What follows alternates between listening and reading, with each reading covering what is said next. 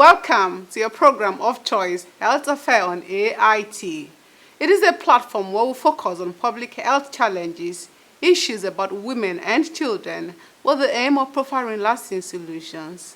We are continuing with our series on some neglected tropical diseases that we started last week with the burden of tuberculosis in focus.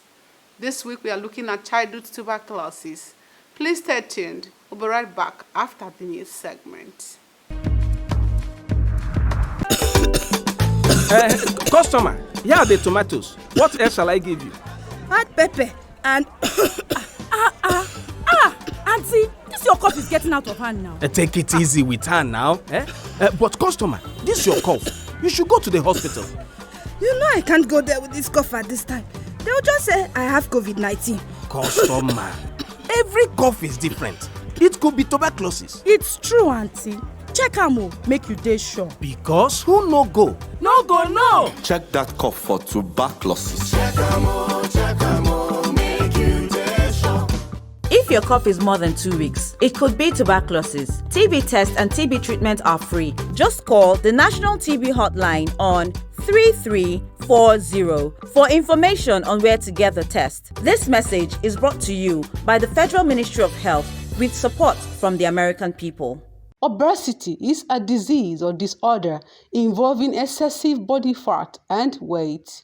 Factors that can result to obesity include excess intake of sugar, salt, alcohol, family history, less intake of fiber, and inadequate physical activities. In the past, many have erroneously associated the condition with affluence or a sign of good living. But now that is no longer the case, as the dangers of obesity are becoming more glaring daily, given the high risk of diseases posed to victims. It's more of a risk factor. For instance, number one, non-communicable disease, hypertension or cardiovascular disease, hypertension. Obesity is a risk factor for hypertension, for cardiovascular disease. It's a risk factor for heart disease. It's a risk factor for diabetes. It's a risk factor for also, as we know, for cancer, for even road traffic accidents. And we do know that if you are able to control weight and obesity, you will be able to control all these diseases that I've mentioned.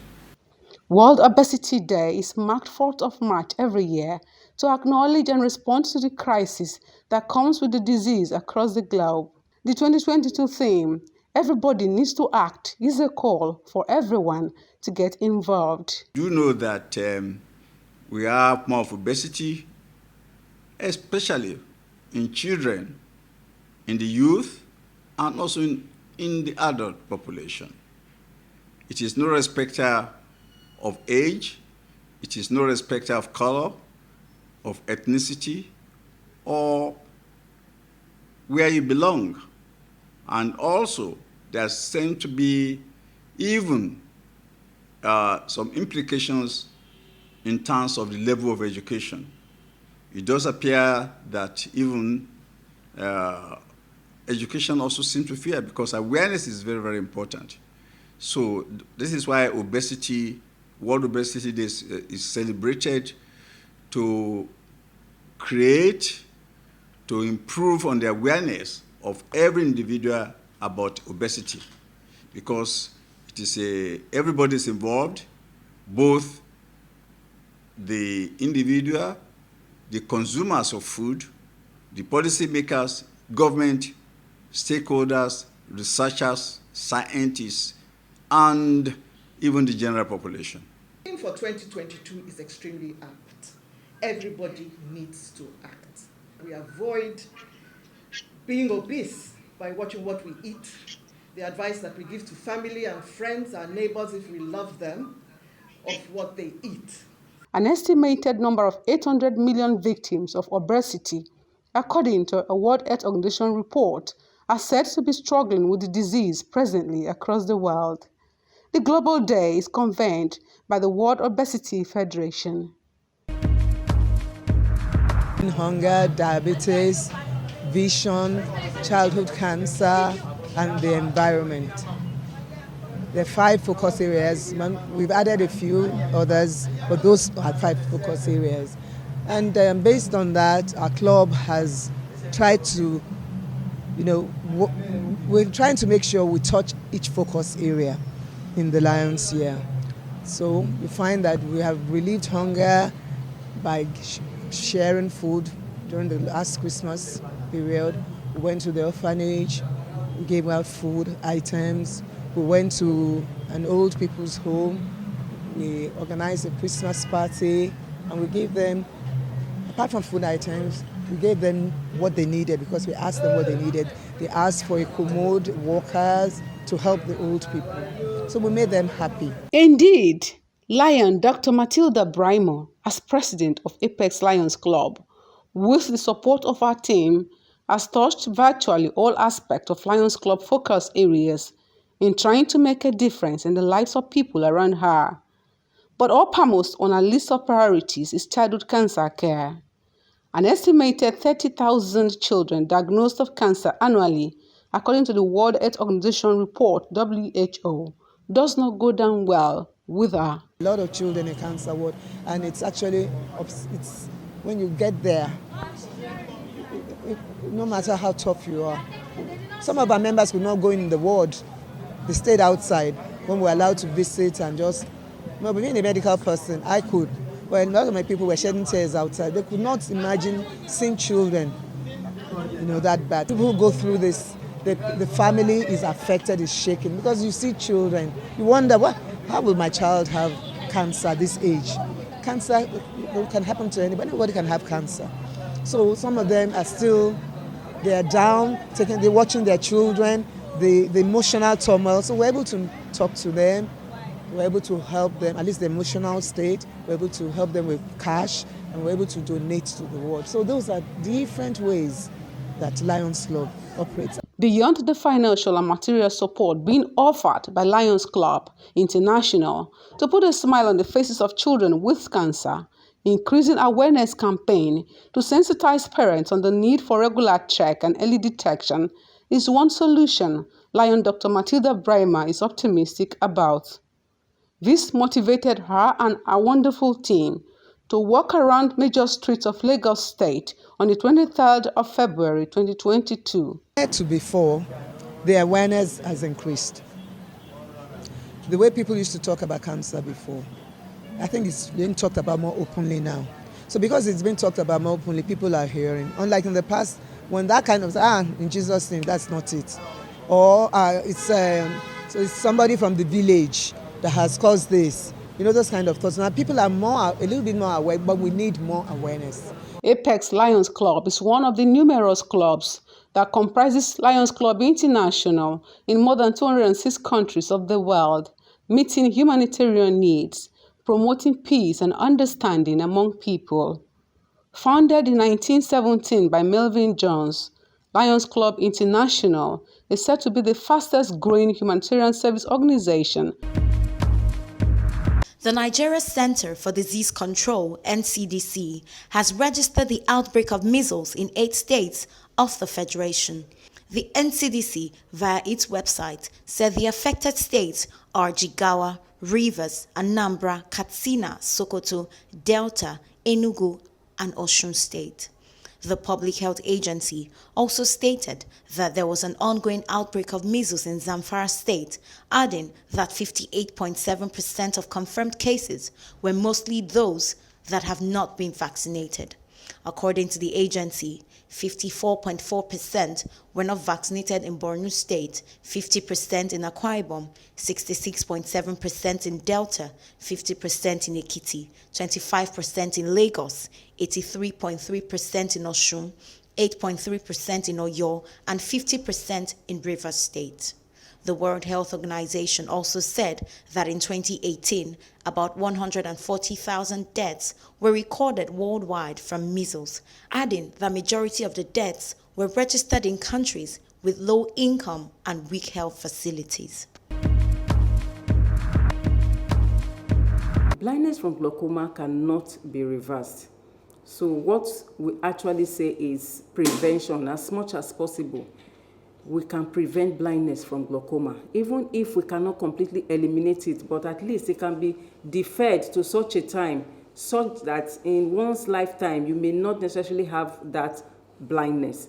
So glaucoma can be well managed, and glaucoma is usually caused by maybe a high intraocular pressure in the eye, and generally glaucoma is a bit tricky and difficult to define, because even when your intraocular pressure or your eye pressure, as we normally say, is high, one can have glaucoma. If it is low, you can also have glaucoma. And when it is normal, glaucoma can also occur. So glaucoma is a bit tricky to define and even to treat. So we always encourage people that the first step to take as far as blindness from glaucoma or glaucoma eye disease is concerned is to walk into an eye clinic, see your optometrist, have your eyes examined, have your eyes evaluated for glaucoma, especially when there is a family history of glaucoma. Everyone would be at risk. And also, as far as glaucoma is concerned, the black race actually is more at risk compared to other populations of the world. Tell your sister, tell your brother, because we all are a community. If somebody is affected, if a woman cannot see, the family suffers. The woman will stay at home and is not going to be able to look after the house properly, or maybe may not be able to go to the market, or may not be able to. If the man is affected, also that is the breadwinner many times is also affected, and then income to the family becomes a problem. If the child is affected, of course you know that the children are the future. So the children, you have a situation at hand where your child will end up not achieving as much as he had to achieve. It is your responsibility to take care of your eyes. It is your responsibility to make sure you don't do anything that will lead to blindness. And we want everybody to show their love for their eyes by taking that pledge to do an eye examination.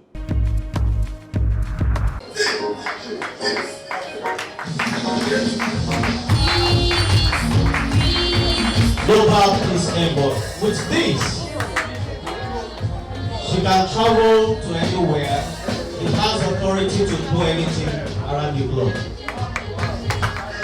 If you can remember Goodluck Jonathan was awarded that same honor, the Global Envoy, African Global Envoy from the United Nations. Go and Google it. You will see there. Now, I am giving out the certificates of honor. As the United Nations, on behalf of the United Nations, International Peace Volunteer Council, and the World Peace Organization in consortium with Global Storm Safety Foundation, GSAFO, presents Peace Envoy Award to Ambassador Joyce Emily Matthew Andrew. Congratulations.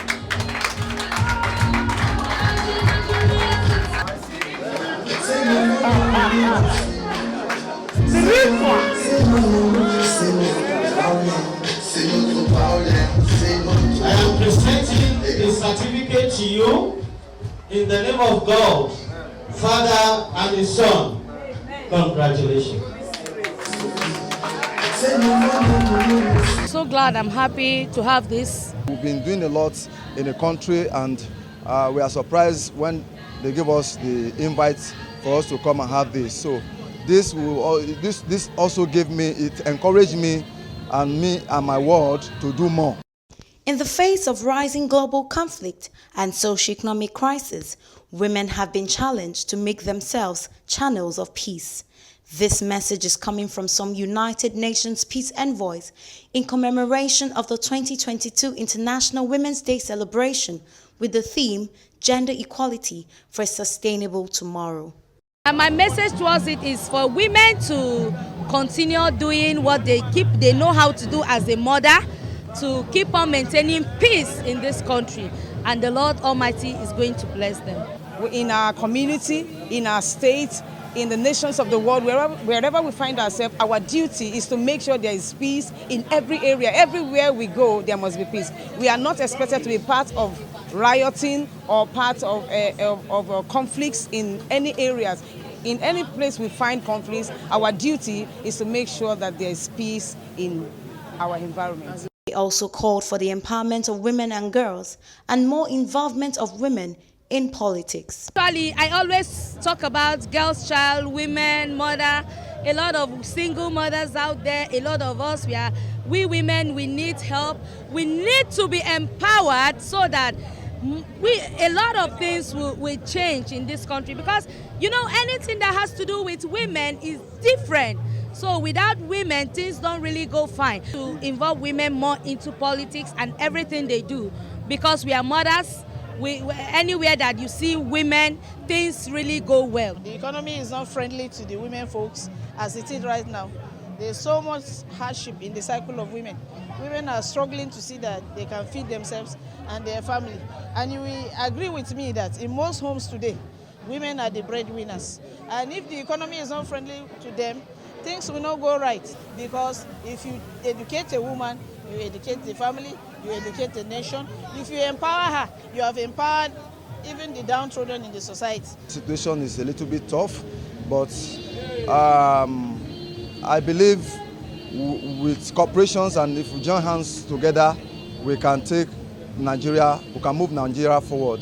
Which by you look around your environment, who needs something, or what can you empower? You do your best. We shouldn't leave everything for the Nigerian government, And as an NGO, we are more closer to the masses, So we are just trying our best. It's not that we are too overreach. That's why we do. But it is a passion for doing good. When you have the passion to do good, anywhere you are, you do it. Nigeria is going through economic hardship, but we can only pray for divine intervention, and we implore our leaders to have the political will to ensure that Nigeria, being a land flowing with milk and honey, will play their own role by taking vital decisions. Coronavirus started from China in Wuhan in 2019 and gradually spread to other countries of the world. Nigeria recorded an index case through an Italian immigrant who passed through Ogun State on February 28, 2020. Though the patient was fortunate to have survived the virus, this marked the beginning of a battle with coronavirus that resulted to the death of many, and Lagos was hit. Outbreak is expanding, so we expect to see more cases. As we open new isolation facilities, they start to fill up relatively quickly, and we're running at about between 60 and 70% bed occupancy now. 2 years on, many Nigerians have returned to their normal way of life, with the Nigerian government rated to have performed more than expected. They have done very well. Our government did well, and they are still doing well. The country has recorded a little over 250,000 infections and about 3,000 COVID-related deaths. Government at all levels, federal, state, and local, the Ministry of Health and then agencies like NCDC must be commended for their efforts at curtailing the spread of the virus in our country through measures like the establishment of the Presidential Task Force for the control of the virus in the country, and border closure, both land, sea, and air, restrictions and lockdowns, contact tracings, effective ones at that, and then isolation centers, and the establishment of test labs and treatment centers. While the possibility of more waves of the virus have not been ruled out, some people have called for continuous adherence to preventive measures and responsible dissemination of information on the social media platform. Government should also ensure or encourage people to get vaccinated. There's need for government to do more to allay the fears of the public. Let them know that the vaccine is safe. We want everybody to be responsible in strengthening the kind of information that we get out there in the media space, so that we'll be able to deal with misinformation, which is what has fueled the infodemics that we have, that has made it very difficult for us to achieve our target goals. If we eat well, we're going to have good immunity. So even when we have infection, our body can fight it. Beyond the COVID-19 pandemic, many people have died of cholera, Lassa fever, and other numerous infectious diseases. To change this trend, experts still believe that prevention and improved hygiene as a permanent way of life remains the best options for Nigerians.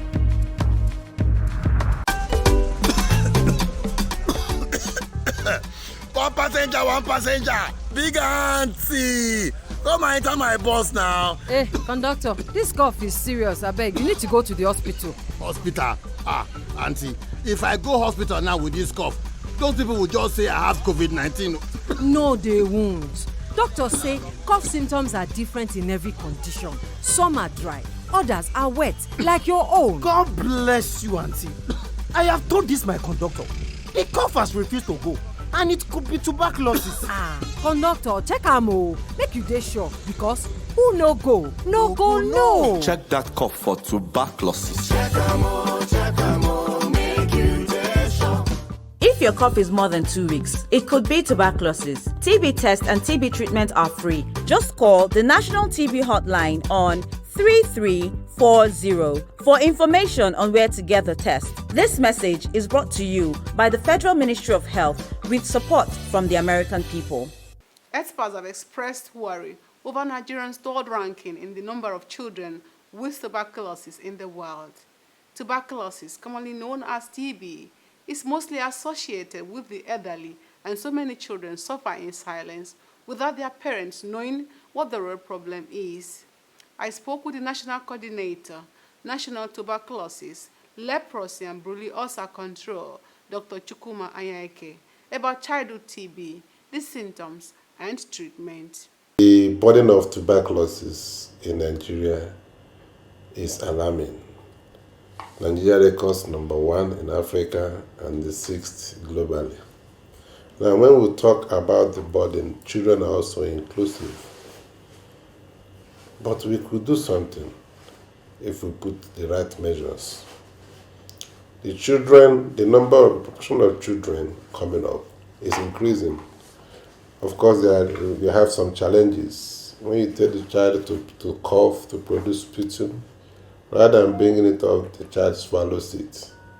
So we have issues with diagnosis and also even in the treatment, because sometimes the thing comes in tablet, but we have changed it to now, the liquid one that they can drink. But most importantly, is being able to early enough diagnose that the child has tuberculosis. If you attack the baby, all developmental milestones will be lost. And that baby is on the road to death. Of course, they can also have drug-resistant tuberculosis, which is a very big issue. You can imagine at that stage, the baby is having high, antibiotics in the system. It will have a lot of issues, and most of them, will come with complications. Also know, first principle, that drugs will also have their own effect on the system. So why don't you try to bring down or take care of the infections that will expose us to taking high antibiotics. What are the signs and symptoms that parents should watch out for? Children, you notice a child not gaining weight, always looking sick. Of course, tuberculosis comes with low-grade fever, but the baby will just be crying, because she cannot talk or he cannot talk. He will be restless. You understand me? You give food, he throws it away. Unexpected, reactions from the baby. But classically, that baby won't be gaining weight. We call it failure to thrive. And the best thing to do is to take the baby to the child welfare clinic where they weigh the child and put it and plot the graph. You see that baby is not doing well. Go for tuberculosis. Check other things. Especially tuberculosis and malnutrition work together. In fact, malnutrition is a driver HIV is a driver. Anything that diseases your immune system is a driver to one having tuberculosis. Now, how do children contact tuberculosis? How do they get it? Tuberculosis moves from the adults to the children. So first principle, adults should do the needful not to contract tuberculosis. And when you get tuberculosis, you seek for appropriate care. That's number one. The second one is women of reproductive age should be encouraged to have their babies in the hospitals. And when they have babies, the healthcare providers will give them the adequate care, including the phase dose of BCG that protects the child. And like I said previously, leprosy is also an increase, and even borreliosis affecting the children too, of 5 years to 14 years. And it's on record that BCG also protects the child from leprosy and also from borreliosis, because the same microbacterium, the same class, the same family, Microbacterium tuberculosis, Microbacterium leprae, and Microbacterium ulcerans. Ulcerans causes borreliosis, leprae causes leprosy, Microbacterium tuberculosis causes tuberculosis. Is it curable? And if yes, how and where can people access help? Tuberculosis has no respect for age or sex.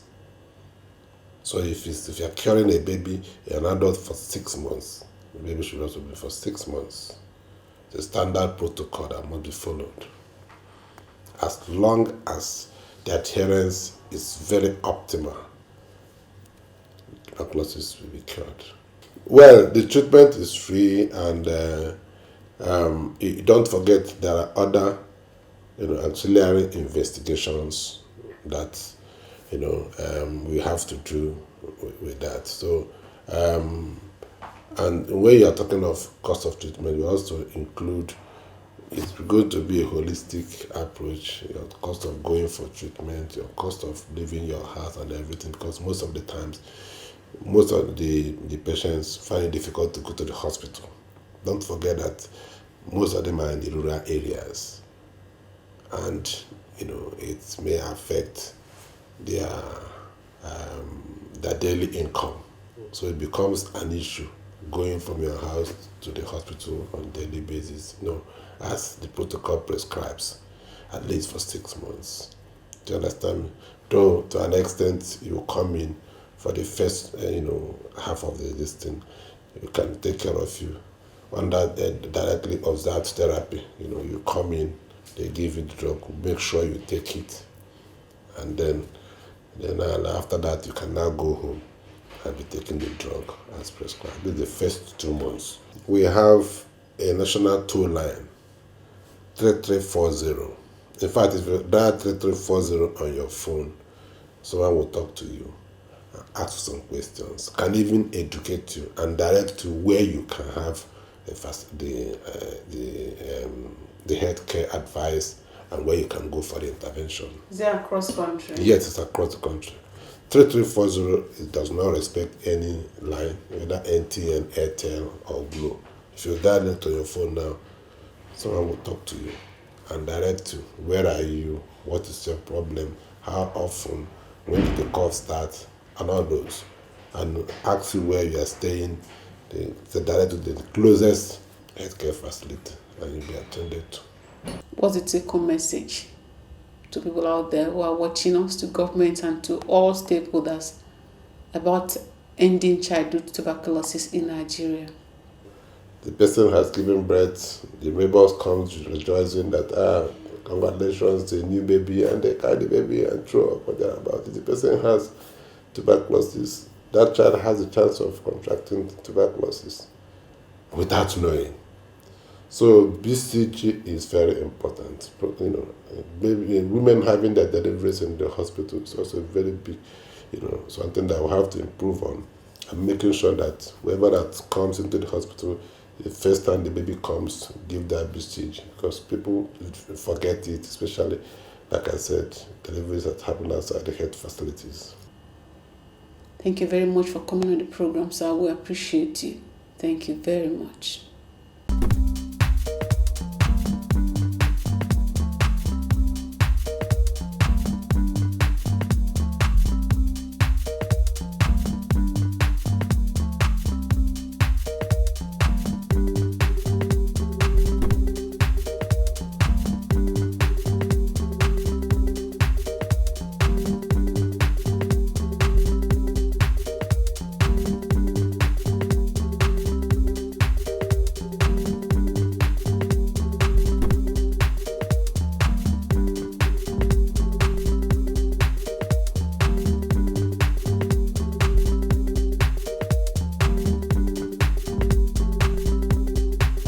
If you are just joining us, it's Earth Affair on AIT. Please follow us up on the series as we take you through the burden of leprosy on our next edition of the program. Now, let's take you to our nutrition segment, where we give you information about fruits and food items and their nutritional value to enable you make healthy choices. Avocado is a tree that originated from South Central Mexico, and it is classified as a member of the flowery plant family. The fruit of this plant, known as avocado pear or Persea americana, is botanically a large berry containing a single large seed. Avocado pears are commercially valuable and are cultivated in tropical and Mediterranean climates throughout the world. They have a green skin, fleshy body that may be pear-shaped, egg-shaped, or spherical. Commercially, avocado pears ripen after harvesting. Avocado trees are partially self-pollinating and are often propagated through grafting to maintain predictable fruit quality and quantity.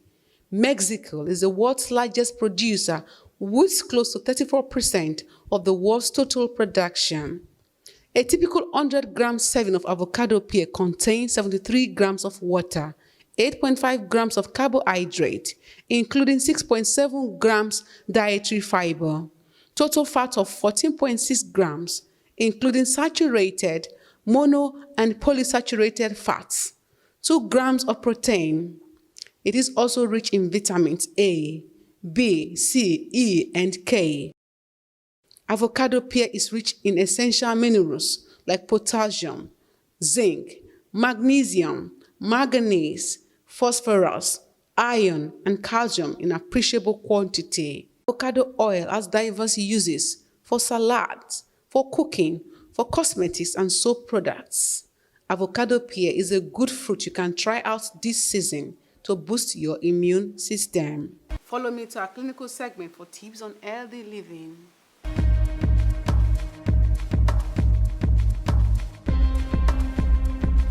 My mother started having menstrual pain from age 15, and she too has it. Her siblings have it. So we have some of those that we cannot explain what causes it. Maybe just genetic or hereditary factors. That's one aspect of it. Other causes, and we can talk of pelvic infection. When a girl has had pelvic infection, we've done abortion and get infection. Infections can cause, it's not all women that have menstrual pain. Like I said, the commonest causes, which we call idiopathic, unknown. That is like hereditary, like it just comes like that without anything. They have never met a man before. They are virgin. Endometriosis, those are some of the known causes, but most of them, the cause is not known, and they just present like that. Like you said, the girl just starts with period pains, and then it gets worse and worse and worse. Usually, of course, the mechanism, like you said, is when the neck of the womb is tight, as God made it, and the blood is trying to come out, then because of the pressure, it causes pain. That's what happens. And what in those days, one of the methods of cure or try to use to cure was to do D&C, to dilate the neck of the womb, whether it will help.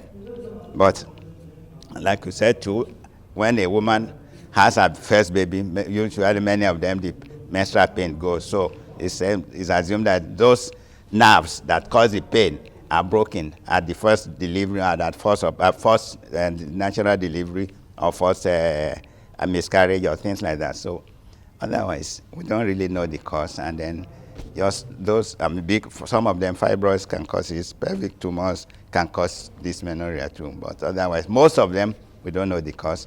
And what they normally do is to just take some analgesics, pain relievers, which many of them know, ibuprofen, this and that, premenstrual, just a day or two before the period comes, and then they should be careful. Pain could be excruciating. The pain could be very severe. Your contributions on how to improve human lives, the nation's health infrastructure, and other sectors of the economy on our perception segment remains a top priority for us on Health Affairs Desk. So you can participate by calling the numbers showing on your screen.